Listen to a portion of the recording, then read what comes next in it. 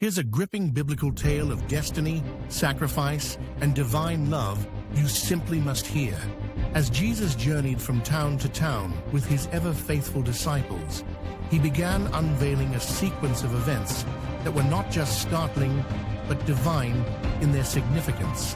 One day, as they gathered under the vast expanse of the ancient skies, a profound revelation poured from Jesus' lips. The Son of Man must suffer many things, he began, a solemn undertone in his voice. He will be rejected by the elders, the chief priests, and the teachers of the law. He must be killed, and on the third day, be raised to life.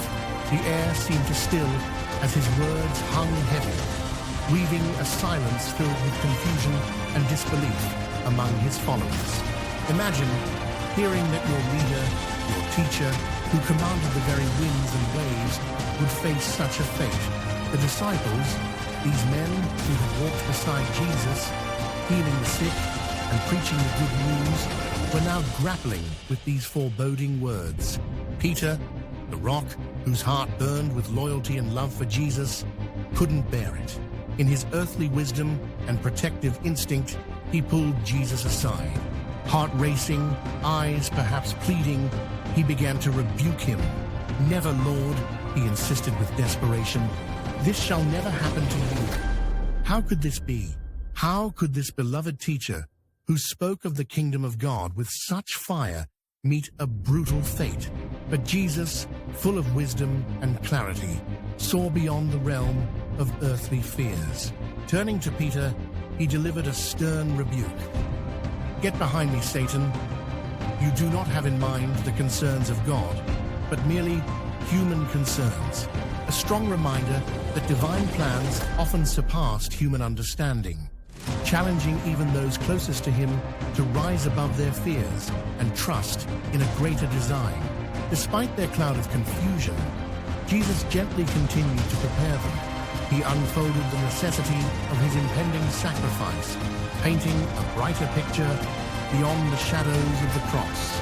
His words carried the weight of sorrow, yet shimmered with hope. The resurrection was not a mere afterthought, but a brilliant promise of triumph over death. A promise that, when fulfilled, would light a path of salvation for all of humanity.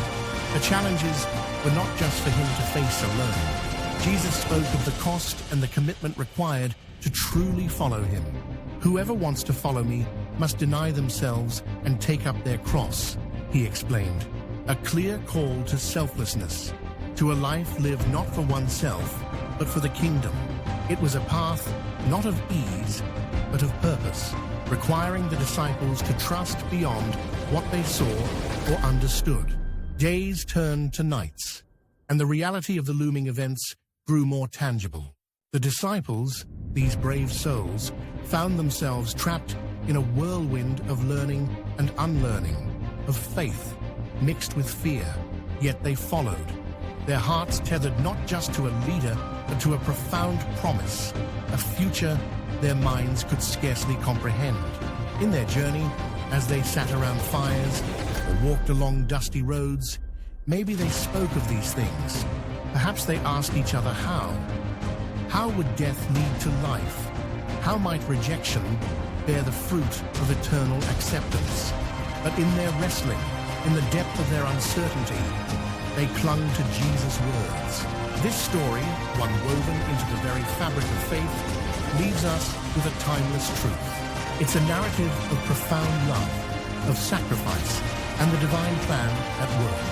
There's a moral here, resonating through centuries, that is as relevant today as it was then. Sometimes the path of life calls us to trust beyond our senses. We are reminded to embrace faith even when understanding fails, trusting not just in what is seen, but in the promise of what's to come. And through it all, we learn the beautiful, enduring truth that beyond the darkest nights lies an unyielding dawn.